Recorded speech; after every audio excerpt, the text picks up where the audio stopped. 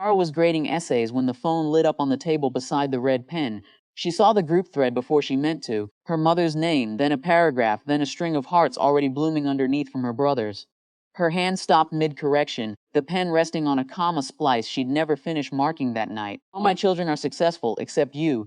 You chose to be a lowly teacher, and I no longer see you as my daughter, the refrigerator hummed. Somewhere down the hall, her neighbor's television murmured through the wall. Mara read the sentence twice, the way you check a wound to see if it's as deep as it felt going in. She set the phone face down and finished grading the essay. The comma splice stayed uncorrected. By her door hung a laminate badge on a fraying lanyard, 7 years of hallway duty and parent conferences worn into its corners.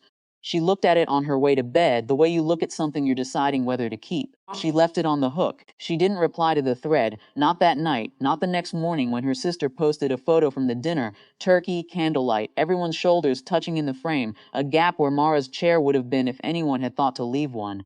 She watered the ficus on her windowsill. She went to work. There was a particular kind of silence in not answering, one that took more effort than people assumed, and she carried it like a second job for weeks, then months, until it stopped being effort and became simply how things were.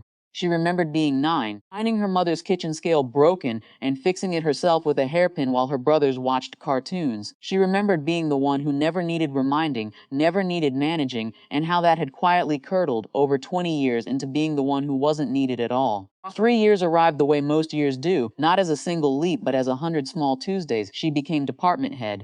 The classroom 2 doors down, once taught by a woman named Ruth who'd shown Mara how to hold a room without raising her voice, was now Mara's, and Ruth's old desk plant lived on her windowsill. A boy she'd taught in 9th grade, gangly and unreadable at the time, returned as a student teacher, calling her Ms. Voss with a formality that made her feel, briefly, like someone worth the title. She bought a new badge when the old one's laminate cracked clean through.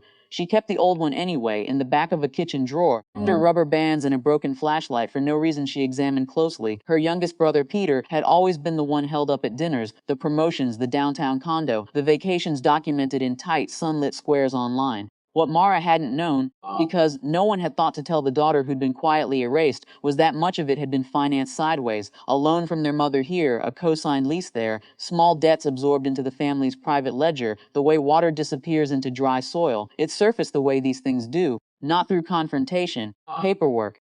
An estate document drawn up years earlier and forgotten required updating after their father's accountant found a discrepancy during a routine audit.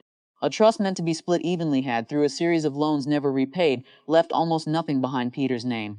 The lawyer's letter went to all 4 siblings. Ours arrived on a Wednesday, waiting in her mailbox between a water bill and a catalog she hadn't ordered. She read it standing in her doorway, badge still clipped to her collar from the day's last meeting. Then again, sitting down more slowly, there was no triumph in it, only a strange level quiet, like weather settling after a storm that hadn't been hers.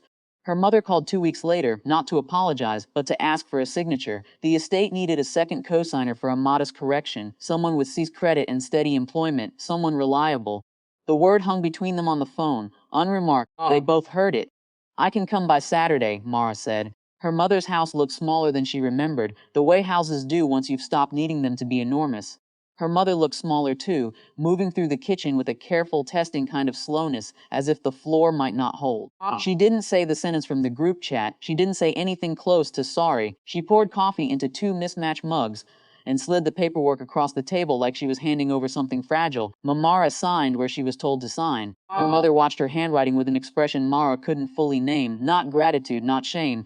Something unfinished between the two. On the way out, she passed the kitchen drawer out of habit. Though it wasn't her kitchen and hadn't been in a decade, she didn't open it. She didn't need to. She drove home with the window cracked, the evening air smelling like cut grass and someone's distant barbecue. At a red light, she reached into her bag for her phone, and her fingers brushed the badge clip near the zipper. The new one, its laminate still glossy, her photograph unfaded, in the glove box wrapped in an old scarf. Cracked one still waited, corners soft with age. She thought, briefly, about pulling over and taking it out. She didn't. The light turned green. She drove on, badge catching the last of the sun through the windshield, and did not look back at the glove box again.